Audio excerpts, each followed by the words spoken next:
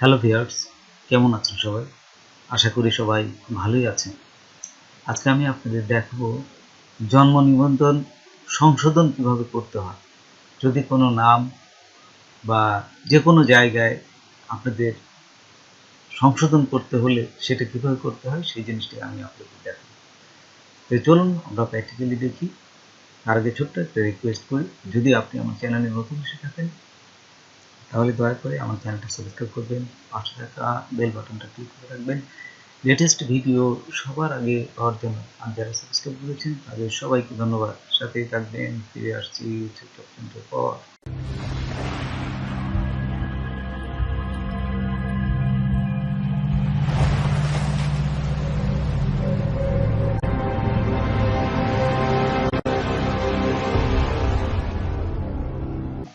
গুগলে আসার পর লিখবেন BDRIS, এটা লিখে এন্টার দেওয়ার সাথে সাথে দেখুন চলে আসবে এখানে জন্ম নিবন্ধন।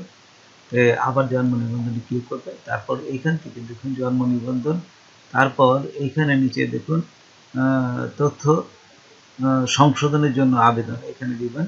তারপরে জন্ম নিবন্ধন নাম্বার দিবেন আপনাদের এবং জন্ম তারিখ, যেহেতু আপনাদের আগে করা হয়েছিল এখানে সংশোধন করবেন সেই জন্য একটা নাম্বার আপনাদের থাকবে, সেটা দিবেন এবং জন্ম তারিখ দিয়ে জাস্ট এই অনুসন্ধানে ক্লিক করবেন।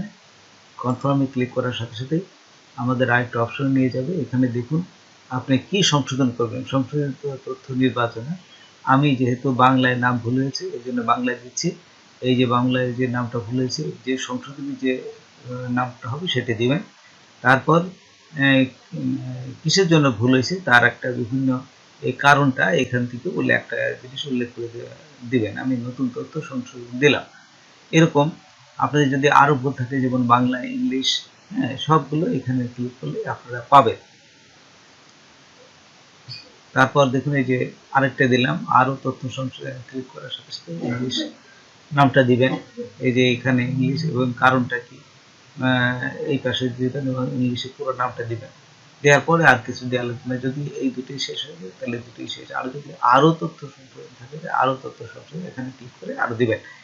আচ্ছা, তারপর দেখুন নিচে চলে যাই আমরা। নিচে যাওয়ার পরে এখানে আর কিছুই করা লাগবে না। যে আবেদন করতেছে তার নাম দিবেন, ফোন নাম্বার দিবেন। আর এই যে এখানে সংশোধন, এই যে কারণ দিলেন, এই কি কারণে সংশোধন করতেছেন তার নমুনা স্বরূপ এখানে কিছু ফাইল আপনাদের অ্যাটাচ করতে হবে। যে এই যে ভুল হলো এই ভুলের কারণটা কি, আপনার পাশে যে স্টার্টে ক্লিক করবেন, স্টার্টে ক্লিক করার সাথে সাথে দেখুন ফাইলটা নিয়ে গেছে। তারপর আর কিছুই করা লাগবে না।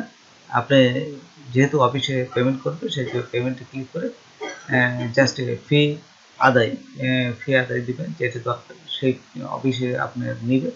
তারপর নিচে দেখুন সাবমিট আছে, যে সাবমিটে ক্লিক করার সাথে সাথে আপনার আবেদন প্রিন্ট করতে পারবেন। এখানে ক্লিক করে আপনি আবেদনটা প্রিন্ট করে নেবেন। দেখুন প্রিন্ট আমরা করি। এখানে ক্লিক করার